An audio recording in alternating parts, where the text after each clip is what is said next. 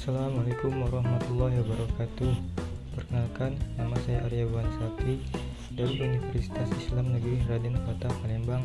Ingin memaparkan tugas dari Ibu Fitriani Wijayanti MPD untuk mata kuliah kimia unsur dengan judul Unsur golongan 8A.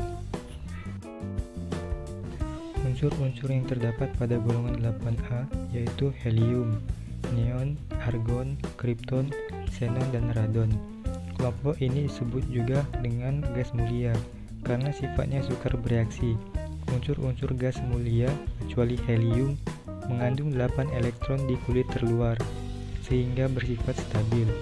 Kestabilan gas-gas mulia ini sempat membuat para ahli kimia yakin bahwa gas mulia benar-benar tidak dapat dan tidak mungkin membentuk senyawa, dan itulah sebabnya sering dinamai dengan gas-gas lembab atau gas inert. Gas-gas mulia terdapat di atmosfer dalam jumlah yang relatif sedikit. Sebagaimana kita ketahui, atmosfer kita didominasi oleh gas-gas nitrogen dan oksigen yang masing-masing meliputi 78% dan 21% volume udara. Dari tabel ini dapat diketahui bahwa pada golongan gas mulia yang paling banyak yaitu argon. Dari atas ke bawah, energi ionisasi mengalami penurunan. Hal ini dapat menerangkan mengapa gas-gas mulia yang letaknya lebih bawah mempunyai kemungkinan yang lebih besar untuk membentuk senyawa. Makin ke bawah letaknya, gas mulia memiliki harga kerapatan, titik didih, dan titik eleh yang makin besar. Hal ini sesuai dengan konsep ikatan, bahwa gaya tarik van der Waals antar partikel akan bertambah besar apabila jumlah elektron per atom bertambah. Kereaktifan gas mulia akan berbanding lurus dengan jari-jari atomnya. Jadi, kereaktifan gas mulia akan bertambah dari helium ke radon. Hal ini disebabkan pertambahan jari-jari atom menyebabkan daya tarik inti terhadap elektron terluar berkurang, sehingga mudah ditarik oleh atom lain. Tetapi, gas mulia adalah unsur yang tidak reaktif karena memiliki konfigurasi elektron yang sudah stabil. Hal ini didukung kenyataan bahwa gas mulia di alam selalu berada sebagai atom tunggal atau monoatomik. Tetapi bukan berarti gas mulia tidak dapat bereaksi. Hingga sekarang, gas mulia periode 3 ke atas, argon, krypton, xenon, dan radon, sudah dapat bereaksi dengan unsur yang sangat elektronegatif seperti fluorin dan oksigen. Gas mulia memiliki banyak manfaat. Contohnya helium bermanfaat sebagai pengisi balon udara, pencampur oksigen pada tabung penyelam, dan sebagai pendingin untuk suhu mendekati 0 derajat Kelvin. Fungsi neon yaitu pengisi bola lampu, lampu TL, lampu reklame, pendingin pada reaktor nuklir, dan penangkal petir. Fungsi krypton yaitu pengisi bola lampu, digunakan dalam lampu kilat untuk fotografi kecepatan tinggi. Fungsi argon yaitu sebagai penyambung las logam dan pengisi bola lampu pijar. Fungsi xenon sebagai obat bius pada pembedahan, digunakan dalam pembuatan lampu untuk bakterisida atau pembunuh bakteri dan pembuatan tabung elektron. Dan terakhir, fungsi radon yaitu digunakan dalam terapi kanker karena bersifat radioaktif. Unsur gas mulia yang pertama adalah helium. Helium adalah suatu unsur kimia dalam tabel periodik yang memiliki lambang He dan nomor atom 2. Helium tidak berwarna, tidak berbau, tidak berasa, tidak beracun, hampir inert, berubah gas monoatomik, dan merupakan unsur pertama pada golongan gas mulia dalam tabel periodik. Isolasi helium.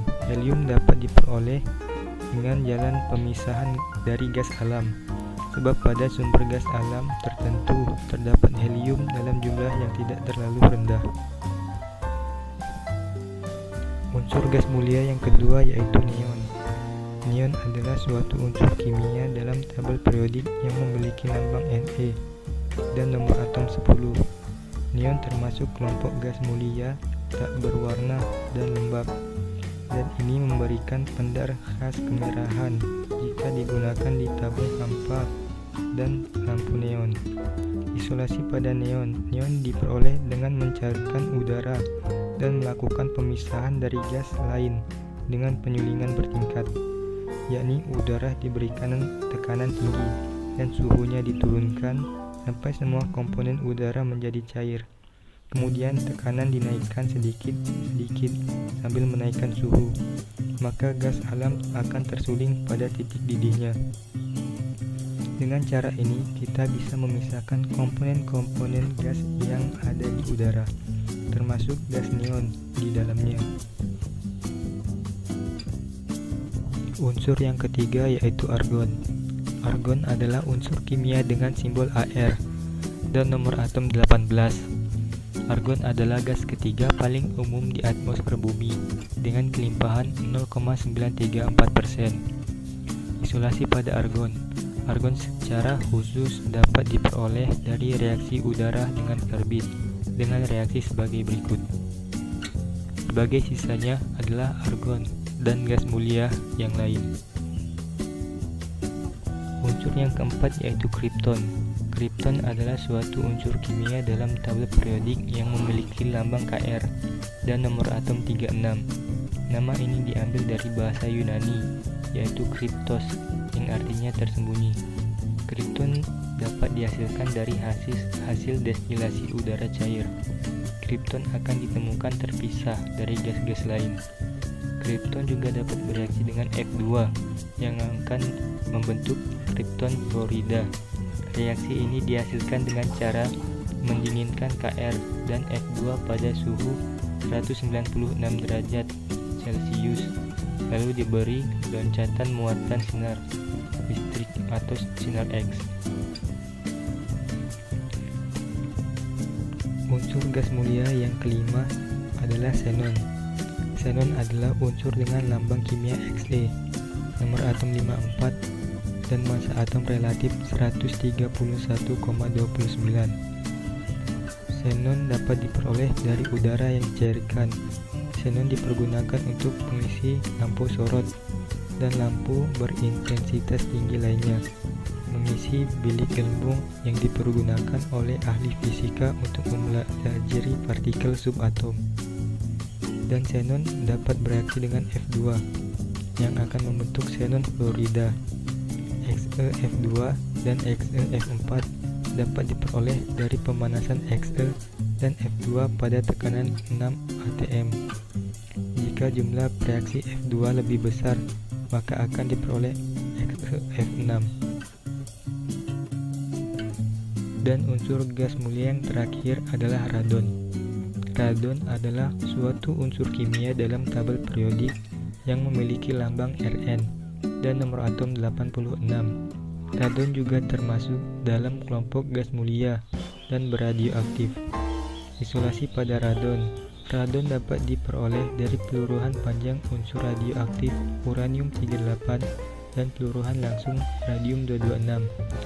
Radon memiliki sifat radioaktif dan memiliki waktu paruh yang pendek, yaitu 3,8 hari, sehingga cepat meluruh menjadi unsur lain. Radon belum dibuat secara komersial.